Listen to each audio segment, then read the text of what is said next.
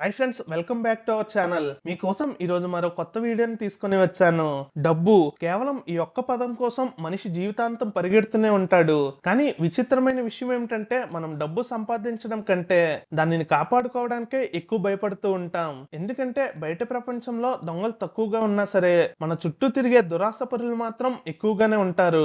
మీ జేబులో ఎంత ఉందో తెలుసుకోవాలనే ఆసక్తి చాలా మందికి ఉంటుంది. కానీ మీరు ఆ డబ్బును సంపాదించడానికి ఎన్ని రాత్రులు నిద్రపోలేదు అడిగే వాళ్ళు మాత్రం చాలా అరుదు. అందుకే ఆచార్య చాణక్యుడు ఒక గొప్ప మాట చెప్పాడు. అదేమిటంటే అతి నిజాయితీ కూడా ఒక బలహీనతే అని. అడవిలో నిటారుగా పెరిగిన చెట్టునే ముందుగా నరుకుతారు కానీ చిన్న చిన్న మొక్కల్ని కాదు. అలానే జీవితంలో ప్రతి నిజాన్ని అందరి ముందు పెట్టే మనిషినే ముందుగా ఉపయోగించుకుంటారు. ముఖ్యంగా డబ్బు విషయంలో. అసలు ఆయన ఏం చెప్పాలనుకుంటున్నారు? దీనివల్ల మనం తెలుసుకోబోయే నీతి ఏమిటి? ఇది తెలుసుకోవాలంటే ఈ వీడియో మొత్తం పూర్తిగా చూసేయండి. అలానే వీడియో చూసే ముందు ఇప్పటి వరకు ఎవరైనా మన ఛానల్ ని సబ్స్క్రైబ్ చేసుకోకుండా ఉంటే వెంటనే సబ్స్క్రైబ్ చేసుకోండి. అలానే పక్కన ఉన్న గంట సింబల్ ని యాక్టివేట్ చేసుకోండి. ఇలా చేయడం వల్ల మేము అప్లోడ్ చేయగానే వీడియోస్ మీకు నోటిఫికేషన్ రూపంలో వస్తాయి. ఇంకా లేట్ చేయకుండా వీడియోలోకి వెళ్ళిపోదాం. మీరు ఎప్పుడైనా ఆలోచించారా, మీరు కష్టపడి సంపాదించిన మనీకి అసలు బిగ్గెస్ట్ ఎనిమి ఎవరని? మీరు దొంగలని అనుకుంటారు, కానీ అది అస్సలు కాదు. మీ ఇంట్లోకి నవ్వుతూ వచ్చి మీ సోఫా మీద కూర్చొని మీ బ్యాంక్ బ్యాలెన్స్ గురించి సైలెంట్ గా క్యాల్కులేషన్స్ వేసే రిలేటివ్సే అసలైన డేంజరస్ ఎనిమీస్. ఈ రోజు మన మనీ గురించి, రిలేటివ్స్ గురించి, అలానే డార్క్ సైకాలజీ ఇంకా సెల్ఫ్ ప్రొటెక్షన్ గురించి మాట్లాడుకుందాం. దీని గురించి ఆచార్య చాణక్యుడు 7 సూత్రాలు చెప్పారు. అవేంటో ఇప్పుడు మనం తెలుసుకుందాం. ప్రతి ఒక్కరి లైఫ్ లో ఒక స్ట్రేంజ్ రియాలిటీ ఉంటుంది. మన పాకెట్స్, బ్యాంక్ బ్యాలెన్స్ ఖాళీగా ఉన్నప్పుడు ఎవరు దగ్గరికి కూడా రారు. కనీసం ఫోన్ చేసి ఎలా ఉన్నావు అని అడిగే వాళ్ళు కూడా ఉండరు. కానీ ఒకసారి మీ అకౌంట్ లో కొంచెం మనీ పడిందంటే చాలు, సడన్ గా నిద్రలో ఉన్న రిలేషన్షిప్స్ అన్ని నిద్ర లెగుస్తాయి. ఎప్పుడు కనిపించని అంకుల్స్ కూడా నాన్న ఎలా ఉన్నావంటూ ఎఫెక్షన్ చూపించడం స్టార్ట్ చేస్తారు. అయితే నిజానికి వాళ్ళు మీ మంచి కోరే వాళ్ళు కాదు, మీ మనీని చూసి మీ దగ్గరికి వచ్చిన వాళ్ళు. ఇక్కడే చాలా మంది తమ ఫస్ట్ మిస్టేక్ ని చేస్తారు. అదే తమ సేవింగ్స్ గురించి ఓపెన్ గా మాట్లాడడం తగ్గించాలి.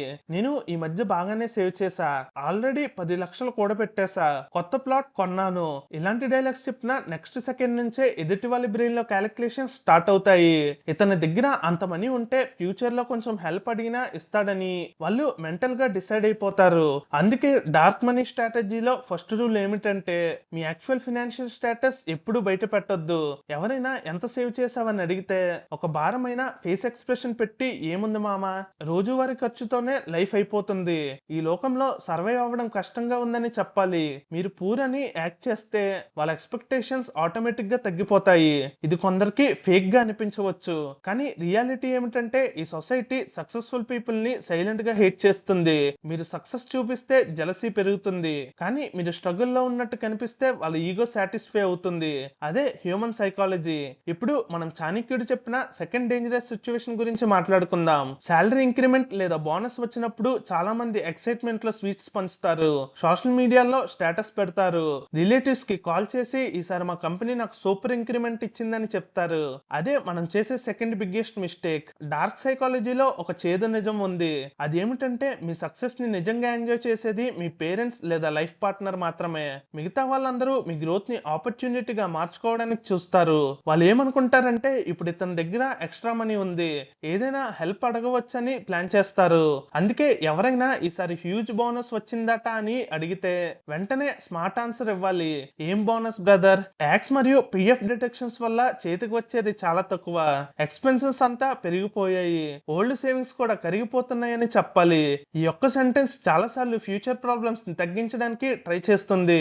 ఎందుకంటే వాళ్ళ బ్రెయిన్ వెంటనే రివర్స్ గేర్ వేస్తుంది. ఇతను ఆల్రెడీ ఫైనాన్షియల్ ప్రెజర్ లో ఉన్నాడేమో అని వాళ్ళు అనుకుంటారు. అంతేకాదు మీ దగ్గర లోన్ అడగాలనే థాట్ స్లోగా మాయమవుతుంది. ఇప్పుడు ఇన్వెస్ట్మెంట్స్ గురించి మాట్లాడుకుందాం. ఈ రోజుల్లో mutual funds, stocks, FDs, cryptos, ప్రతి ఒక్కరూ ఏదో ఒక ఇన్వెస్ట్మెంట్ చేస్తున్నారు. కానీ ప్రాబ్లం ఏమిటంటే మన రిలేటివ్స్ ఇన్కమ్ ట్యాక్స్ ఆఫీసర్ లా బిహేవ్ చేస్తారు. ఎక్కడ ఇన్వెస్ట్ చేసావు, ఎంత రిటర్న్ వస్తుంది, ఎంత అమౌంట్ పెట్టావంటూ ఇన్వెస్టిగేషన్ మొదలు పెడతారు. అప్పుడే మనం ఇక్కడ థర్డ్ వెపన్ ని యూస్ చేయాలి. ఎవరైనా ఇన్వెస్ట్మెంట్ గురించి అడిగితే కంగారుగా ఫేస్ ఎక్స్ప్రెషన్ పెట్టి, ఏం investment brother, old loans clear చేయడానికే సేవింగ్స్ మొత్తం అయిపోతున్నాయి, మెడికల్ ఇన్సూరెన్స్ ప్రీమియమ్స్, ఈఎంఐలు కట్ అయ్యి చేతిలో క్యాష్ ఏమీ ఉండట్లేదని చెప్పండి. ఈ ఆన్సర్ కి ఒక సైకలాజికల్ పవర్ ఉంటుంది. ఎందుకంటే జనాలు క్యాష్ ఉన్న వాళ్ళని టార్గెట్ టార్గెట్ చేస్తారు, కానీ ఈఎంఐ బర్డెన్ లో ఉన్న వాళ్ళని అవాయిడ్ చేస్తారు.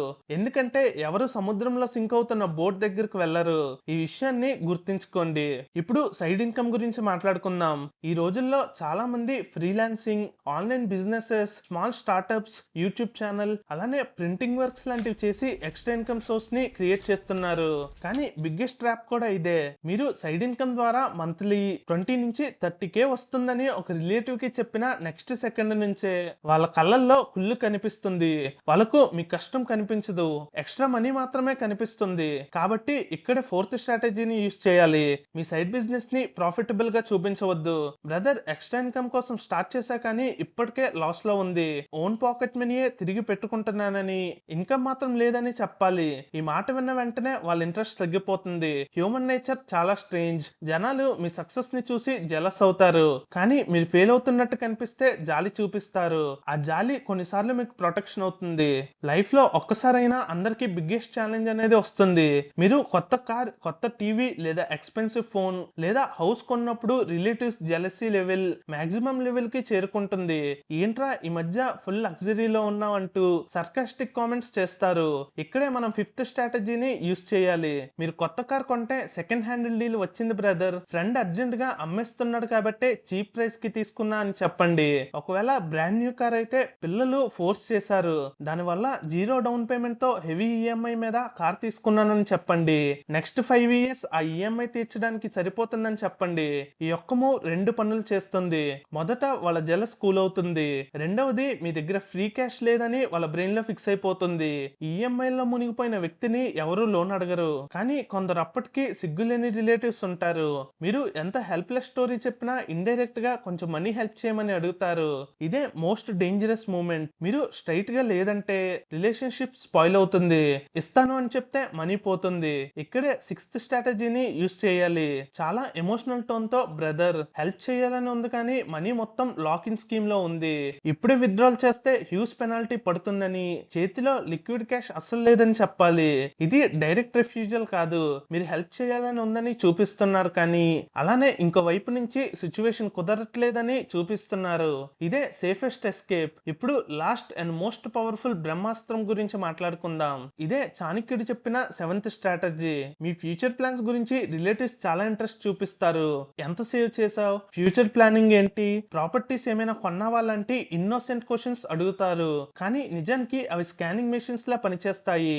ఇక్కడ మీరు కామ్ గా పవర్ఫుల్ గా ఆన్సర్ ఇవ్వాలి. ఉన్న సేవింగ్స్ అన్ని పిల్లల ఎడ్యుకేషన్ కోసం ట్రస్ట్ లో పెట్టాను, లీగల్ అగ్రిమెంట్ కూడా చేశాం, ఆ మనీని ఫ్యూచర్ లో ఎవరో టచ్ చేయలేరని చెప్పండి. ఈ ఒక్క స్టేట్మెంట్ కి బిగ్గెస్ట్ సైకలాజికల్ ఎఫెక్ట్ ఉంటుంది. ఎందుకంటే ప్రజలు ఫ్యూచర్ బెనిఫిట్ కనిపించే చోటే అటాచ్మెంట్ చూపిస్తారు. మీ దగ్గర ఫ్యూచర్ గెయిన్ లేదని వాళ్ళకి అర్థమైతే ఫేక్ ఎఫెక్షన్ తో స్లోగా మాయమవుతారు. నిన్నటి వరకు ఎవ్రీ వీకెండ్ మీ ఇంట్లో కూర్చున్న వాళ్ళు ఒక్కసారిగా బిజీ అయిపోతారు. ఎందుకంటే వాళ్ళకి మీరు ఒక యూస్ఫుల్ ఇన్వెస్ట్మెంట్ కాదని అర్థం చేసుకుంటారు. ఇప్పుడు మీరు అనుకోవచ్చు, ఇలా అబద్ధాలు చెప్పడం తప్పు కదా అని. నిజం చెప్పాలంటే అన్నెసెసరీగా అబద్ధం చెప్పడం మంచిది కాదు, కానీ మీ పిల్లల ఫ్యూచర్ మరియు వైఫ్ సెక్యూరిటీ అలానే ఫ్యామిలీ స్టెబిలిటీ ప్రొటెక్ట్ చేయడం కూడా ఈక్వల్లీ ఇంపార్టెంట్. కాబట్టి అబద్ధాలు ఆడడంలో తప్పు లేదు. మీరు కష్టపడి సంపాదించిన డబ్బును కేర్లెస్ గా డిస్ట్రిబ్యూట్ చేస్తూ మంచివాడిని చెప్పుకోవడం ఈజీ, కానీ తర్వాత మీ ఓన్ ఫ్యామిలీ సఫర్ అయితే ఆ మంచితనానికి వాల్యూ ఉండదు. ఈ ప్రపంచంలో ఎమోషనల్ మ్యానిపులేషన్ చాలా కామన్. కొందరు లవ్ ని చూపిస్తారు, కానీ మీ వెనక మీ బ్యాంక్ బ్యాలెన్స్ గురించే ఆలోచిస్తూ ఉంటారు. అందుకే ఎమోషన్స్ కి కనిపించినంత దూరం మెయింటైన్ చేయడం నేర్చుకోండి. ఒక విషయాన్ని గుర్తుంచుకోండి, సైలెంట్ గా గ్రో అవ్వండి, లో ప్రొఫైల్ మెయింటైన్ చేయండి, మీ ప్లాన్స్, సేవింగ్స్, ఇన్వెస్ట్మెంట్స్ అన్ని ప్రైవేట్ గా ఉంచండి. మీ మనీ మీద ఫస్ట్ రేట్ మీ పేరెంట్స్, పార్ట్నర్, చిల్డ్రన్ కి మాత్రమే ఉంటుంది. ప్రపంచం మొత్తాన్ని సాటిస్ఫై చేయాలని ట్రై చేస్తే చివరికి మీ ఓన్ ఫ్యామిలీనే చిక్కుల్లో పడేసే వాళ్ళు అవుతారు. కాబట్టి స్మార్ట్ గా ఉండండి, ఎమోషనల్ ట్రాప్స్ నుంచి బయటపడండి, అవసరమైన చోట సైలెంట్ గా ఉండడానికి ట్రై చేయండి. ఎందుకంటే ఈ మోడర్న్ వరల్డ్ లో కొన్నిసార్లు నిజాల కన్నా అబద్ధాలే ఎక్కువ ప్రొటెక్షన్ ఇస్తాయి. మై మనీ మై రూల్స్ అనే ఈ ఒక్క ఆలోచన గుర్తుంచుకుంటే మీ కష్టార్జితం మీ చేతుల్లోనే సురక్షితంగా ఉంటుందని చాణక్యుడు చెప్పారు. ఇది నిజమే కదా ఫ్రెండ్స్? మీరేమనుకుంటున్నారో కింద కామెంట్ సెక్షన్ లో కామెంట్ చేయండి. సో ఇది ఫ్రెండ్స్ ఇవాల్టి వీడియో కానీ మీకు నచ్చినట్టయితే వెంటనే లైక్ చేసి సబ్స్క్రైబ్ చేసుకోండి.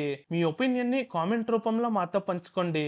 అలానే పక్కనే ఉన్న గంట సింబల్ ని యాక్టివేట్ చేసుకోవడం మాత్రం మర్చిపోకండి. థ్యాంక్ యూ అండ్ జై హింద్.